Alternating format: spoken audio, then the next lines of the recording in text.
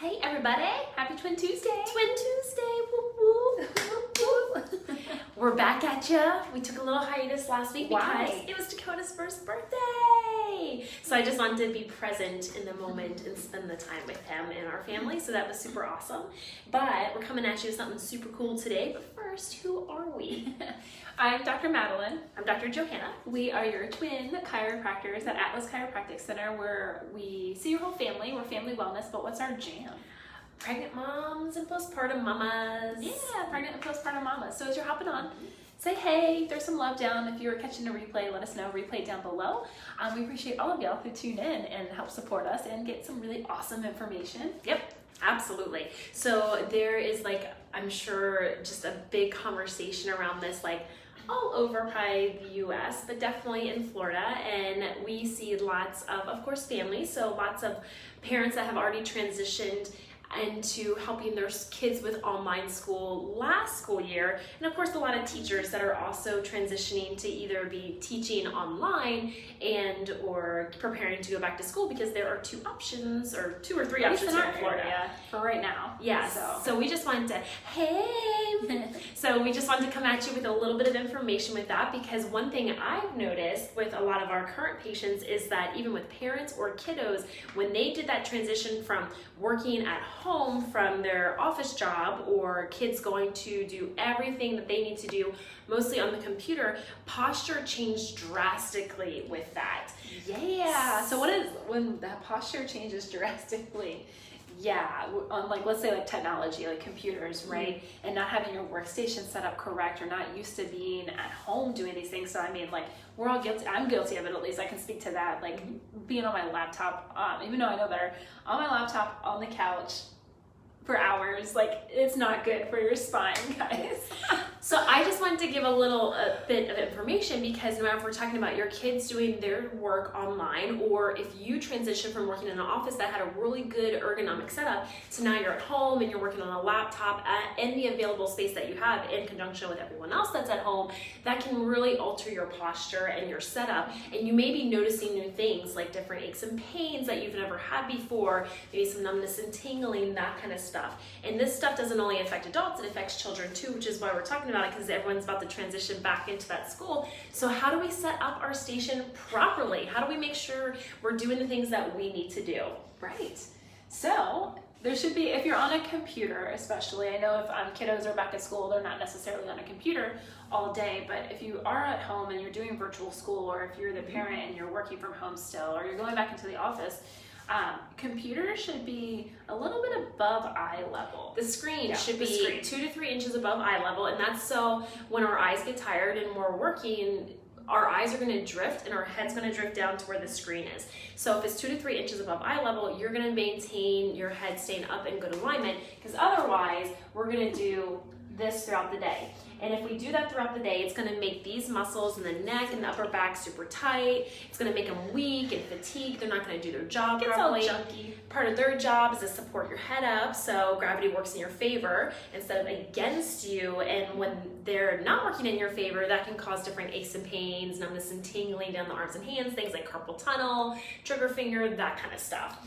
Right. So that's one, is to make sure that screen is 2 to 3 inches above eye level. And the complicating factor with this, I will say, is that when a lot of people transition from their office to home now, and or the kids from school to doing school in the school place to actually home, is they I know the school place, they went from the classroom to home. They went from desktops to laptops. Sure.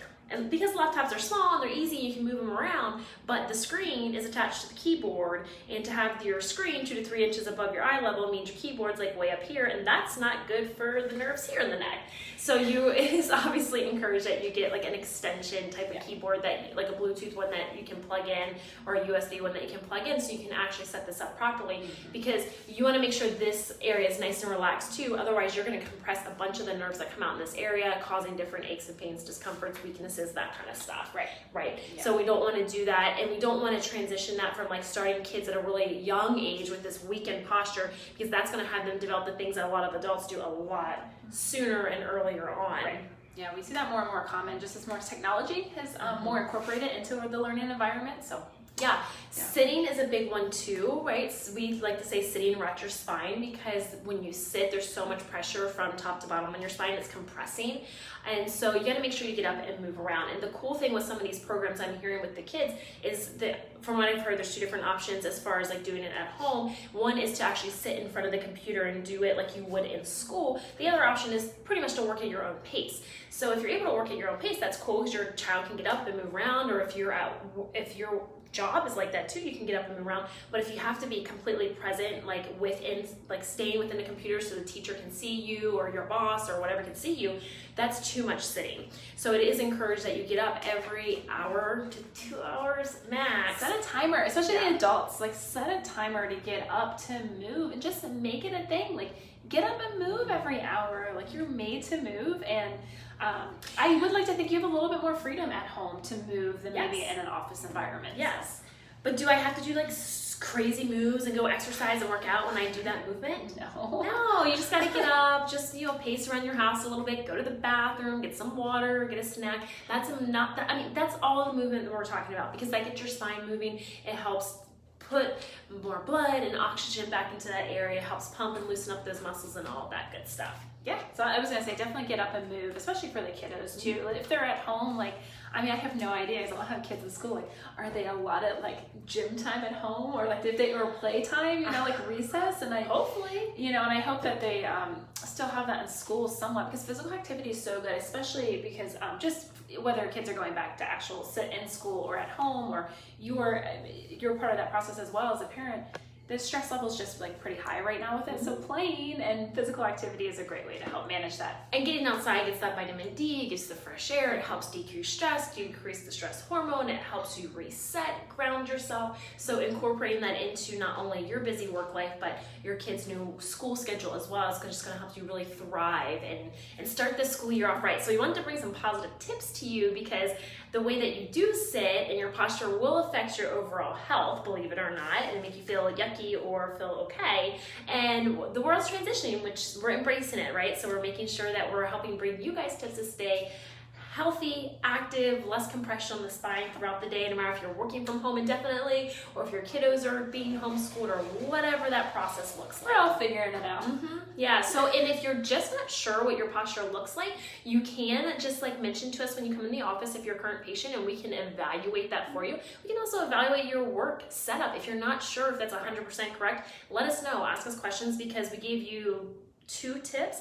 And that just involved from the shoulder up, the whole area, including your low back, should have a specific setup as well. So we're just not going to give you all that information, because we would sort of keep it short and sweet, and just start with those things, because those are very easy things to change and shift. Go try it out. Let us know. Let us know if you have questions. We would love to answer them. Yes, absolutely. Until next week. Have a good day. See you later. Bye.